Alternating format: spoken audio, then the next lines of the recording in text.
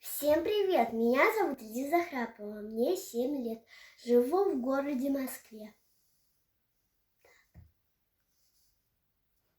Я родилась 19 сентября 2013 года. Я люблю рисовать. Еще я люблю обниматься с зверушками.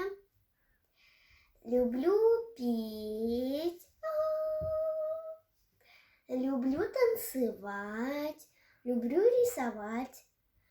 Люблю посидеть в лайке. Люблю поиграть в телефончики. Просто, понимаете, мне очень много, что я люблю. Но очень много. Вот такое куча.